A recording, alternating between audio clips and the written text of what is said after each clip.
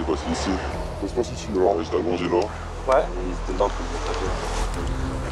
Tout commence il y a une semaine. Alors que Julien rentre chez lui, le jeune adolescent se fait racketter son téléphone portable. Le lendemain, le voleur réapparaît et lui demande 1 000 €. Le jeune garçon refuse. Quelques jours plus tard, l'agresseur revient avec 3 complices. Il lui tend un piège et l'emmène sur ce terrain vague. Ici, Julien est frappé à coups de matraque télescopique et torturé avec un taser, un pistolet à décharge électrique. Il reçoit ensuite plusieurs coups de couteau, pendant que les 3 complices de son agresseur surveillent les alentours. Plusieurs, j'étais tout seul, je pouvais rien faire. Si je partais, ils allaient me rattraper.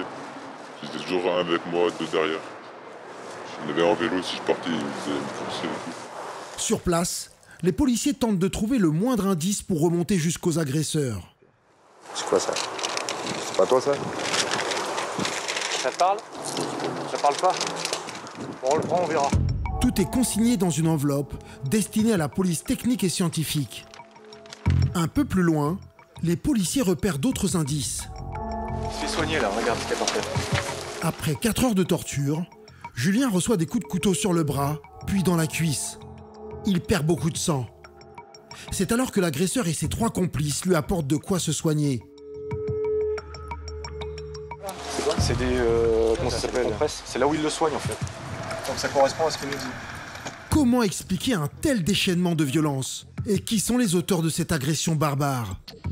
Une semaine d'enquête difficile commence pour le GEC. Le lendemain matin, c'est le début des auditions pour la jeune victime. Tape comme ça? Ouais, comme ça. Ou de l'autre? Celle-là? Ok, main droite. Le couteau, est-ce qu'il le tenait la lame vers le haut? Vers le haut. Ou la lame comme ça vers le bas? Comme ça. La lame comme ça vers le bas et il t'a planté comme ça.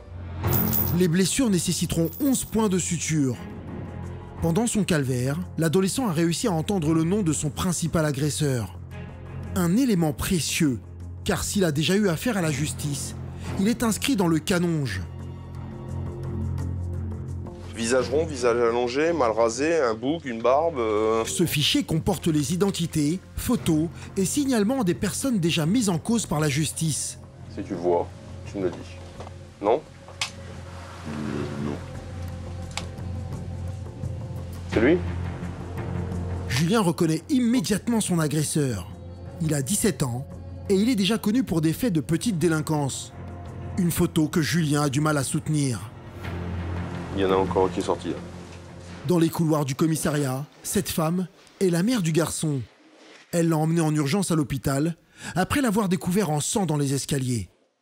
Et ne me voyant pas arriver, je commençais à m'inquiéter. Donc j'ai pris ma voiture, j'ai fait le tour du quartier pour savoir si je le trouvais, quoi. Ouais. Je suis rentré à la maison parce que j'ai mon autre enfant qui était à la maison tout seul. Donc je lui ai dit je reviens, je retourne faire encore un tour voir si je trouve ton frère. Et quand je suis descendu à l'ascenseur, au rez-de-chaussée, j'ai mon fils qui rentrait en pleurs dans un état tapé en sang et tout, quoi. Donc ouais. La maman est encore sous le choc. Elle compte sur le travail des enquêteurs pour retrouver les agresseurs de son fils. À Grenoble, la maman du jeune adolescent torturé et séquestré a contacté les enquêteurs. Elle vient de mettre la main sur un élément précieux qui peut faire inculper le principal agresseur de son fils. On fera un prélèvement ADN. D'accord. Ce qu'on appelle pour faire la discrimination. Alors qu'il perdait du sang, les agresseurs ont donné un vêtement à Julien. Elle l'a retrouvé dans un placard. Ouais, ils lui ont fait quitter sa veste, ils lui ont donné celle-ci à la place. Ok. Vous avez regardé la veste? Vous l'avez où? Non. Regardez si on voyait les traces, non? Je pense qu'il y a du sang dessus parce que j'ai vu qu'il y avait des taches, mais je ne l'ai pas ouverte en fait. J'ai juste vu sur la manche des taches, alors je sais pas. Le vêtement est immédiatement emmené à l'identité judiciaire. Bonjour. Il comporte bien des traces de sang, celles de la victime. Les policiers espèrent maintenant retrouver l'ADN du principal agresseur ou de ses complices. C'est bon, allez. Autre piste, sous la menace de son agresseur, le jeune homme est rentré chez lui pour voler la carte bleue de sa mère. Il ne connaît pas le code, mais un des complices tente malgré tout de retirer de l'argent à un distributeur. Franco se rend au guichet de la banque. On a un jeune qui a été victime donc de violences avec des coups de couteau et tout ça. Et sous la contrainte, en fait, il a dû donner la carte bancaire de sa mère. Donc je voulais savoir s'il était possible qu'on vous envoie une réquisition pour bloquer les vidéos des 2 caméras avec la tranche horaire qui nous intéresse pour qu'on puisse voir les personnes. Normalement, il n'y a pas de souci.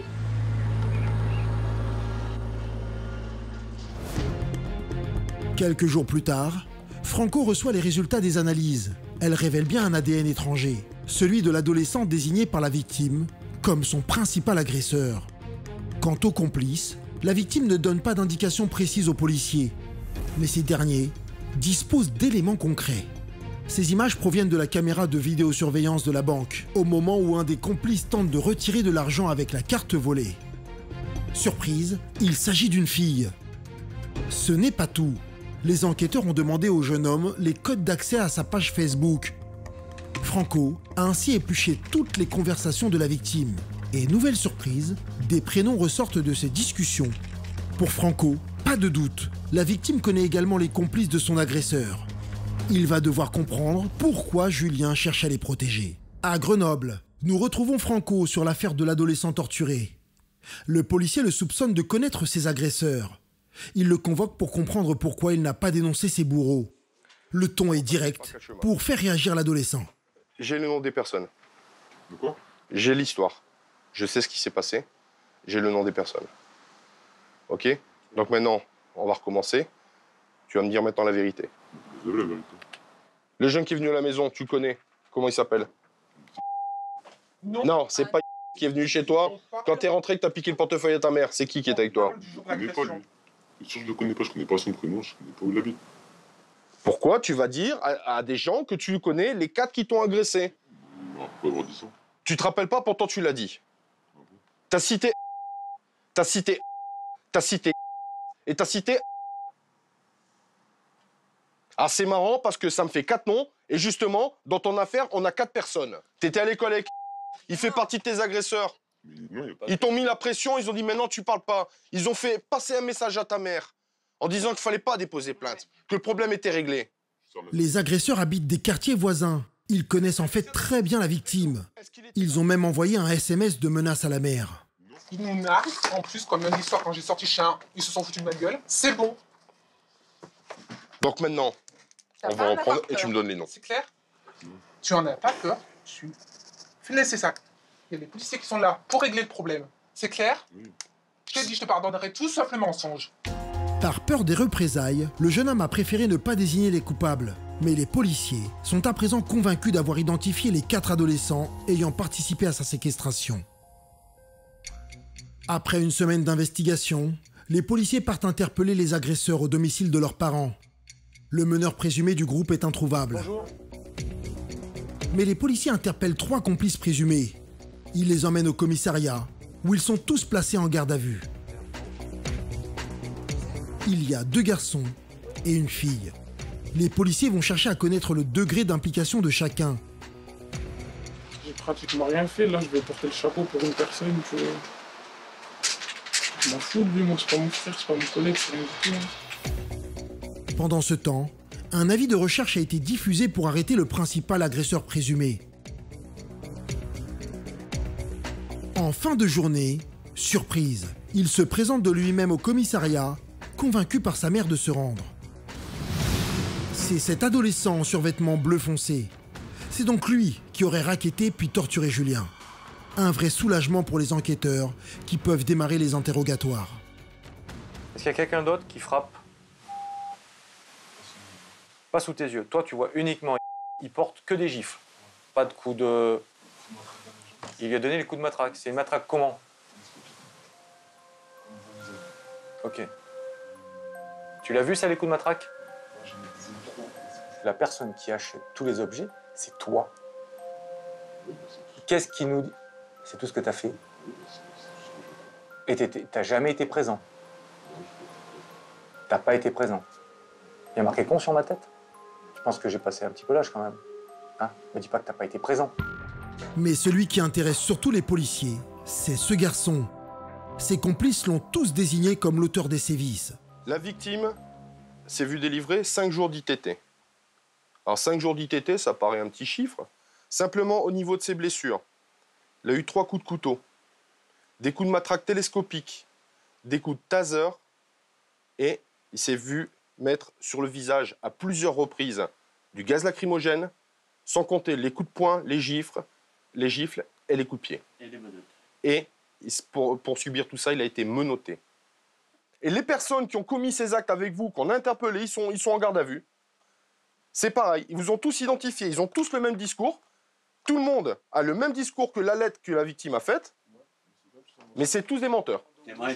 Oui, c'est tous des menteurs. Tu veux jouer au con, tu joues au con, il n'y a pas de problème. C'est ta manière de te défendre, il n'y a pas de souci. On va pas insister beaucoup plus loin, t'inquiète, l'audition, tu verras l'issue demain. Derrière son visage d'enfant, l'adolescent tient tête à Franco. Alors je peux vous assurer que votre petit sourire narquois que vous avez depuis le début de l'audition, demain, je ferai tout pour être présent quand vous serez déféré. Je veux voir quand vous allez décrocher ce sourire.